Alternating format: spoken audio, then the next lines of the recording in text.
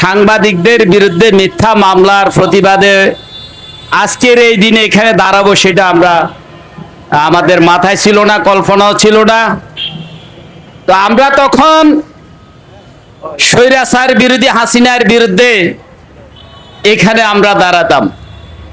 তখন বক্তব্য দেওয়ার আগে বলতাম, এবার তোরা পালারে ভারত দল শালা,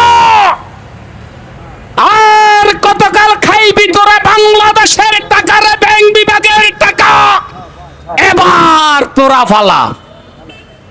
আজকে সাংবাদিকরা আপনার এই যে সরকারের বিভিন্ন সেক্টরে বসে আছে, বিভিন্ন দুর্নীতিবাজরা তাদের দুর্নীতির বিরুদ্ধে লিখবে।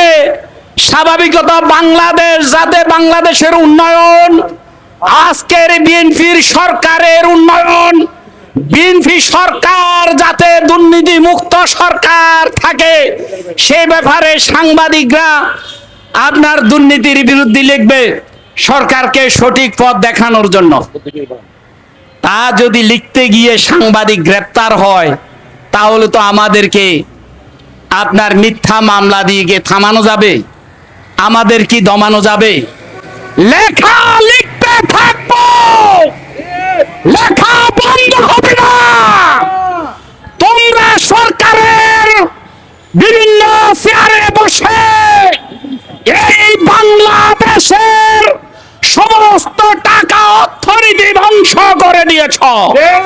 তোমাদের সহযোগিতায় বাংলাদেশের সমস্ত ব্যাংক বিভাগ লুট হয়েছে।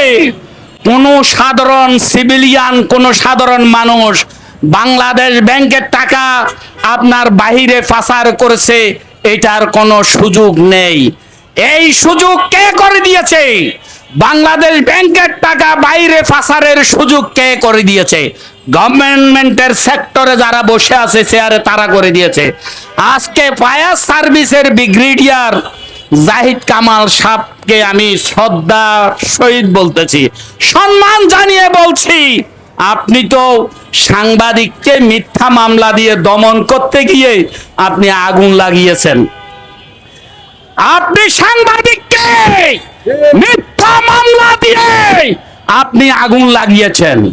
এই আগুন বন্ধ হবে না। সাংবাদিককে মিথ্যা মামলা দিয়ে দমন করা যাবে না। আপনি তাদের লেখনী বন্ধ করতে পারবেন না। এই লেখনী হাজার হাজার কলম, শত শত কলমের লেখা আজকে থেকে শুরু হবে।